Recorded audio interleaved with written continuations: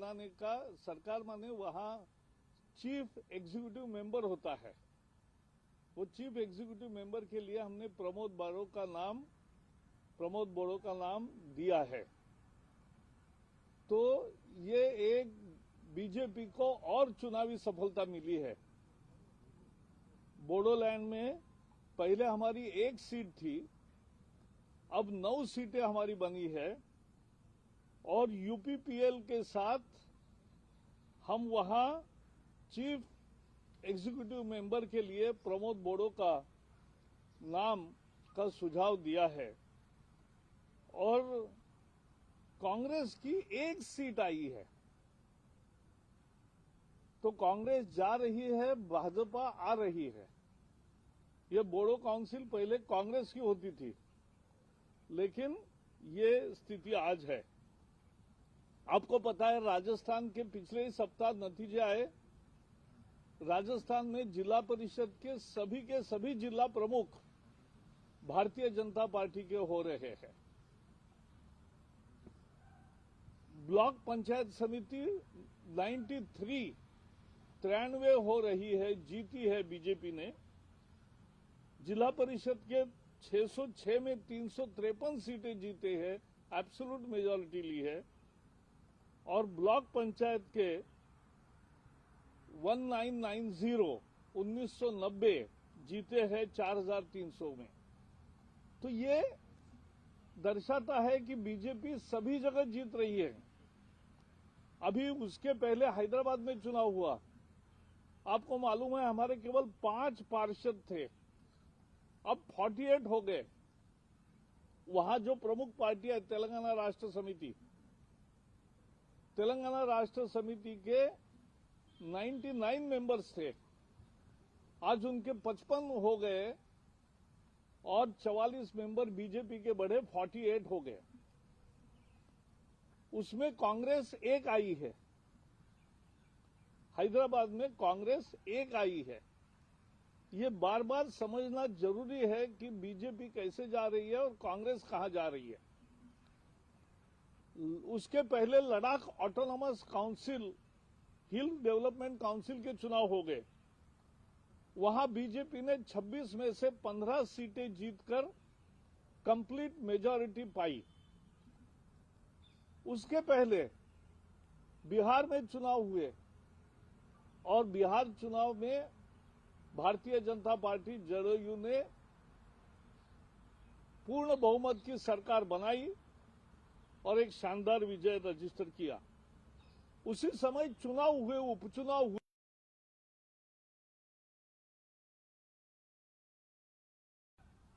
28 में से 19 सीटें बीजेपी ने जीती। यूपी में 6 में से 6 जीती, गुजरात में 8 में से 8 जीती, मणिपुर में 4 में से 4 जीती और नागालैंड में भी हमारा मित्र दल जो खड़ा था वो सब सफल हो गए। अभी अरुणाचल के चुनाव चल रहे हैं, वहां नॉमिनेशन का आखिरी दिन हो गया और आखिरी दिन तक 60% जगहों पर बीजेपी के निर्विरोध चुने गए हैं जिला परिषद में और ग्राम पंचायत में। ग्राम पंचायत में 8,900 में 5,500 निर्विरोध चुने गए और जिला परिषद में 240 में से 90 या अनपोज चुने गए। तो ये लगातार, चाहे बोडोल का असम का मामला हो, अरुणाचल का हो, राजस्थान का हो, हैदराबाद का हो, बिहार का हो, मध्य प्रदेश, यूपी, गुजरात, मणिपुर, कहीं भी जाओ बीजेपी बढ़ रही है, कांग्रेस समाप्ति पर है। ये इस चुनाव का मतलब है। ये चुनाव का दूसरा महत्वपूर्ण मतलब है लोगों का मोदी जी के नेतृत्व पर और नीति पर विश्वास है और इसलिए लोग बीजेपी को पसंद कर रहे हैं। किसान, गरीब, सभी वर्ग समाज के, ग्रामीण और शहरी, सभी लोग आज मोदी जी के विकास के कार्यक्रम को मान्यता दे रहे, ये इन सभी नतीजों का अर्थ है। Today the Bodoland Territorial Council results have come. BJP had only one seat earlier. It has won 9. And with partnership of UPPL, it has got absolute majority. And for Chief Executive Member, CEM, we have suggested name of Pramod Bodo, and he will take over as Chief Executive Member. Congress got only one seat. Assam was ruled by Congress for more than 15 years in row, Tarun Gogoi. But now they are on losing track. For years together they were ruling. Assam has been ruled by BJP for last 5 years only.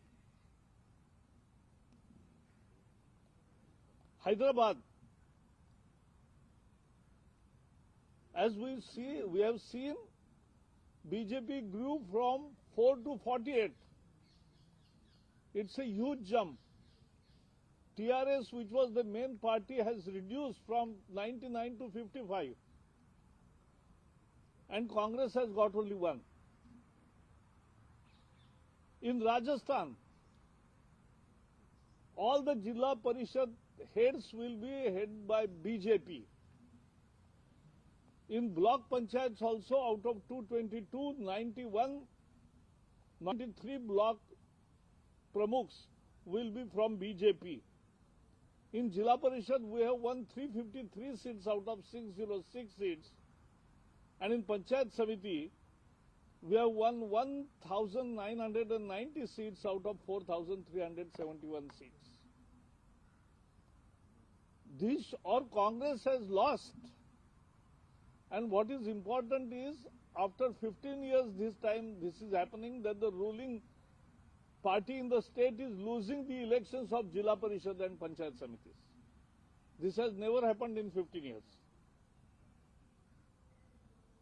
Along with Hyderabad, there were other, along with Bihar, because Bihar also we won handsomely, absolute majority of BJP and JDU. And along with that, there were many bipolls. In Telangana, in Dubaka seat, which is the center of the seats of the ruling family, the CM, his daughter, his son-in-law, his son, all seats are nearby. Such a seat of Dubaka we won. Madhya Pradesh we won 19 out of 28 seats. UP we won 6 out of 6 seats. Gujarat we won 8 out of 8 seats. And Manipur we won all the 4 seats. Nagaland also, our partner, won the seats. Arunachal, the election will take place this week. But already 60% seats have been won by BJP unopposed. In Gram Panchayat, out of 8,291, we have already won 5,500. And in Jilla Parishad, out of 240, we have won 90 seats. These are unopposed seats. That means BJP is growing, Congress is become irrelevant.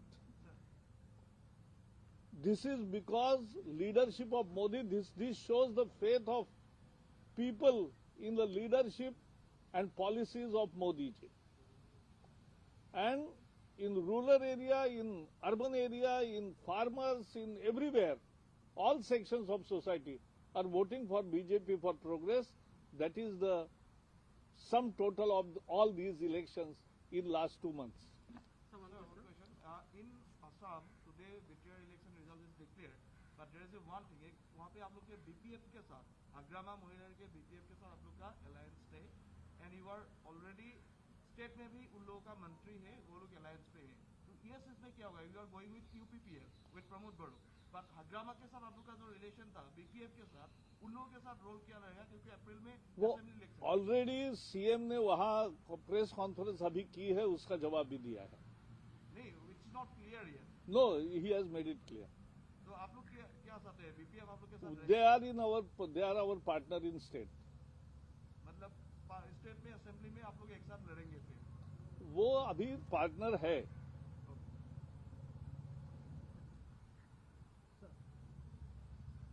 हाँ, sir, किसान आंदोलन पर अगर sir अभी जिस तरह का agitation जो है, किसान अभी भी कह रहे हैं कि जब तक तीनों बिल वापस नहीं लिए जाएंगे तब तक आंदोलन जारी रहेगा, ये स्टेलमेट कब तक ऐसे ही बना रहेगा? किसानों के बारे में आपके टीवी के माध्यम से बहुत अलग अलग खबरें सुनाई दे रही है और इसलिए परिस्थिति पर हमारी नजर है. संवाद के दरवाजे खुले हैं, लेकिन आज ज्यादा कुछ भी बताना है वो कृषि मंत्री बताएंगे. Sir, in US, the statue of Mahatma Gandhi was vandalized by pro-Khalistani supporters, and they raised anti-India slogans over there, sir. How do you see this? And they were protesting in support of the farmer movement, sir. That is no, but we oppose Khalistani because of this attitude, and what they have done is condemnable. Sir, at one side you are talking about win of democracy in Assam, but in Maharashtra it's been misused. You would have seen that how Republic TV's employees have been attacked, and now Republic TV's CEO has been arrested without any documents. How do you see this, sir? Already we have given our reaction to the whole excesses done by, and actually court has also given ruling. I think that suffices the purpose at this moment. Sir, जिस तरह से एक TV channel को निशाना बनाकर महाराष्ट्र सरकार ने कार्रवाई की, उसको सुप्रीम कोर्ट ने भी खारिज किया है और सारी जनता ने भी उसका विरोध किया है. चलिए, थैंक यू.